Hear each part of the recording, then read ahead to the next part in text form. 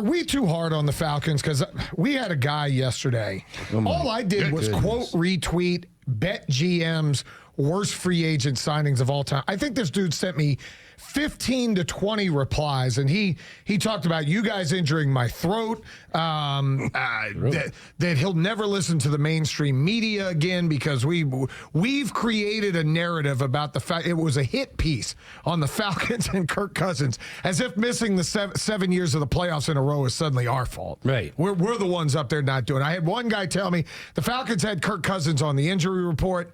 No, they didn't. No, that did not. They had it for one day after a walkthrough. Right. And then Kirk Cousins said it was a clerical error. So, but I'm asking here, are we too hard on this team? Should we step back and be positive because it's the offseason? Well, you need to be positive. I think people have a right to their anger and frustration.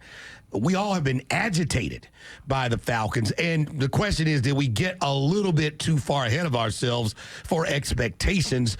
First year with Kirk Cousins, first year with the new coaching staff, none of the offensive coordinator or the defensive coordinator position that called plays before. Did we get too far ahead of ourselves? The problem is you were 6-3, and then injury befell the quarterback. We didn't know how serious it was until after the season, but we had expectations. We were leading our division. It looked like we were going to sweep our division. And then all of a sudden, we're sitting on our heinies when the postseason comes around and we don't have another playoff game in that building another year. So people are right to their frustration. And then you throw in how we got to the Kirk Cousins situation. Was he overpaid coming in the building in the first place? The money you overpaid him, if you think he was overpaid last year, trickles down to this year when he's not playing and he's still on the roster as of right now, technically your backup, which is crazy. Listen, I don't know who that was. It Derek that kept responding I'm not to you? sure. I had to mute him after a while. It was insane. I don't know if that was Kirk Cousins' mommy or daddy or what that was about, or sister, but that dude was all in on Kirk Cousins and protecting him in each and every way he could via the Twitter responses. So are we too hard on the Falcons? I think we have times where we're a little bit aggressive, but when you give us nothing in return, it's hard to be super positive. How many years in a row without 7 a postseason appearance? 7 in a row. Hey, Lindsay.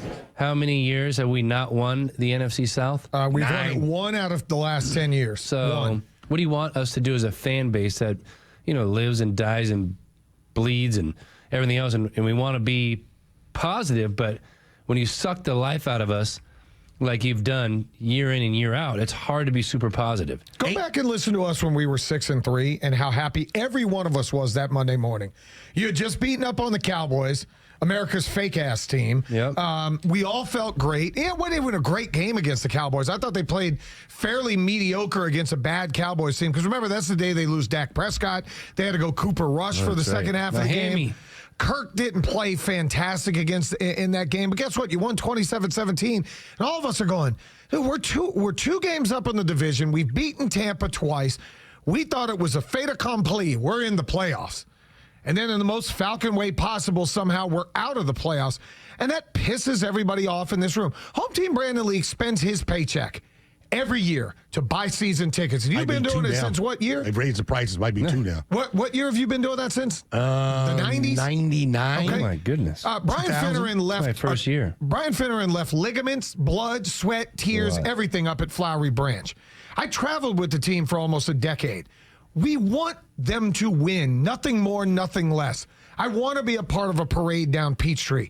But when your free agent grades are C, and your biggest free agent signing would be Leonard Floyd, and we like Leonard Floyd. Free agent grade's a D. What are you talking about? I'm sorry, D. Leonard Floyd's a guy that we like. We didn't pass. No. That's a D. I got a D+. You got to get get crazy? C. In school, they don't even give Ds anymore. What do you mean? This goes from C to It's F. C to F. And fail. If you have a 69, it's an F. If you have a 70, it's a C. There's no more it's Ds. different in different places, too. Like 75 is like the lowest C you can get at one place. So it's a turns into C a D right after or that. just a fail? A fail. That's it. There's no more Ds.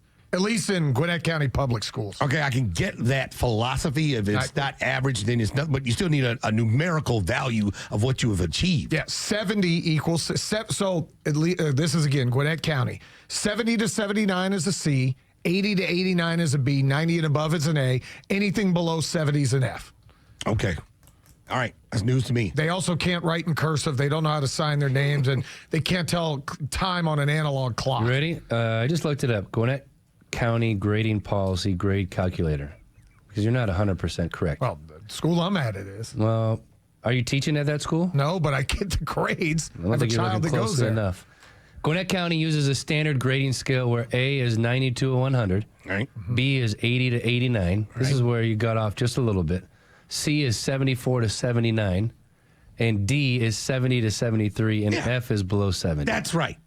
Yeah, that's right. But D just squeaks itself in there between 70 and 73. Well, any teachers out there listening? What the hell happened to 60 to 70 being a D and below 60 being an F? 60, dude. 60's an F? A used to be 94 to 100. Like, you had to earn an A. F is below 70. Below 70. Okay. We used to have like a little leeway there. You got a D minus? 404-231-168. Anybody get a D minus? Oh, the Cowboys got a D minus. The hell's going on free there, agency. And right now, nobody's called in. I think there was just a lot of things going on at one time. Quarterback started playing poorly. We didn't know what was going on.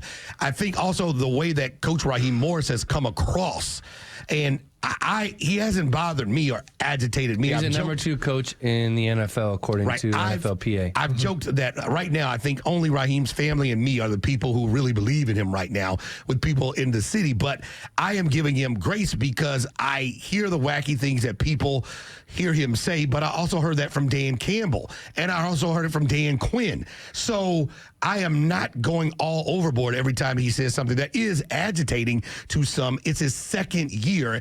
What's up, man? That's where I am. But his quotes, not taking timeouts with a rookie quarterback on Monday Night Football or Sunday Night Football, and you're trying to stay alive for the postseason, not having your defense. You're more of a defensive guy. Your defense giving up more than 40 in overtime against the Panthers final game when you still technically were mathematically eligible for the postseason. So there have been the coach saying things. It's been a coach saying things. It's been your quarterback. It's been the defense. It's been the coordinators. There's been a lot of things, and the losses that have agitated the Falcons. And so our conversations are crafted around the things that agitate us as fans, but also that people want to talk about. We watch and see stuff happening.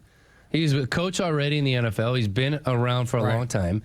And then to make some of the mistakes he made, the timeout thing was insane not to use it. So that really drove fans and people crazy. So there's going to be moments throughout the course of the season where you're going to feel a certain way about the team and the coach and a certain player based off how they perform. And everything was great. Really was 6-3. We felt phenomenal about where we were heading, and people talking about the NFC South is wrapped up. Yeah. Which was a disaster. And I don't know. And then it goes sideways for you. Not only did you lose the NFC South, did you not lose the NFC South by 2 games? We finished 8-9. They were 10-7. Because you lost last one and Tampa won the last one. So think about the flip. You were 2 up with 7 games to go, and you ended up finished 2 down. I mean, that takes an epic collapse. We got plenty of time to get back and get that's it right. what it was. No, you don't, Coach. You were 6-3. You missed the playoffs, and you had to win your last 2, and you didn't do it. That is an epic collapse. And so I don't think we are overboard with being angry as the degree. So we're too hard and on so are Falcons? we, is it us in here? I Is just it us tweeted as a the city? question. 404-231-1680. Falcons getting the heat they deserved, or do we need to back off the gas a little bit? What have we heard in this town for as long as we've lived here? The media is too soft on the teams. I know I've heard that. Oh, you guys are too soft on all these teams. You know, I've heard Braves fans. You guys give Alex Anthopoulos a pass. Yeah, he's earned one. He won a World Series, and he has us in contention every year. You guys are too soft on the Hawks. Home team's over there screaming how good they are with a 4-game winning streak. I'm not soft on them. I think they're a mediocre product. You guys are too soft on the Falcons. Well, when we get irritated and agitated and we say what we have to say against the Falcons, now we hear it's personal. Oh, you guys don't like this guy. I don't know our quarterback from Adam. You know, they don't allow people to come on our station. They're too on the other station, so they don't allow people to come on our station. Barred. Yeah. Is what I was. We can't do it. We're not. They're not allowed to come over here. Well, guess what? Then we're going to say what we have to say. I'm not going to kiss their butts. Well, I don't hold it against, the franchise because some deciders have decided they don't want. I do. That's candy is what that is. Yeah, I'm just gonna go in and cover the team and get the information I can, one for myself and also for the listeners. But the issue is there is a lot to criticize. If you look at the Braves, you can always criticize anything, but the Braves have given us much. They give us a quality product. They've been in a postseason. They've given us a World Series. University of Georgia, they give you a quality product. Yeah, they've lost some games, but they've been there in the postseason. Kirby has 2 titles. So, even in not getting those things, Kirby out of the postseason a little bit earlier than he wanted to this year. Yeah, he could get a little bit of criticism, but it's still a good product. The Braves had a bunch of injuries. Yeah, we can find some criticism or some critique because they have the most money and the most success, but they are giving us a quality product. The Falcons, people love them, and then they don't give us the same product. And now here we are almost 8 years in to a new building, and we haven't had one playoff game in there. Who's our Super Bowl champion right now? Who just won the Super Bowl? Eagles. Okay, in week 4, when the Eagles went to 2-2, they did a conversation up there and had a Twitter poll about what should happen with Nick Sirianni. 79% of their fans after week 4 wanted Nick Sirianni fired. Guess what? They lost one more game the rest of the year, and that was a game in which they didn't have Jalen Hurts. They had to start Kenny Pickett, and they went on to win the Super Bowl in dominating fashion. So the difference in one group holding feet to the fire and another group going, well, wait till next year. Whatever. Yeah, we're blowing money on a guy that's not going to play. It's different. There's a different mindset. And I'm not saying I want us to be like Philly, because those are some miserable people up there. But they're also Super Bowl champions. Yeah, two times. 2 times. In the last 5-6 years. So, you go back to the Super Bowl as well. We were right there. Everybody's all in. And then it was coaching malfeasance. And, people just not making the right decisions as we lose to the Patriots where we had one in hand. So the agitation of the Falcon man, woman, and child has led to these conversations. I don't think we're picking on the Falcons. We just have been consistently irritated by some of the decisions and things we're hearing.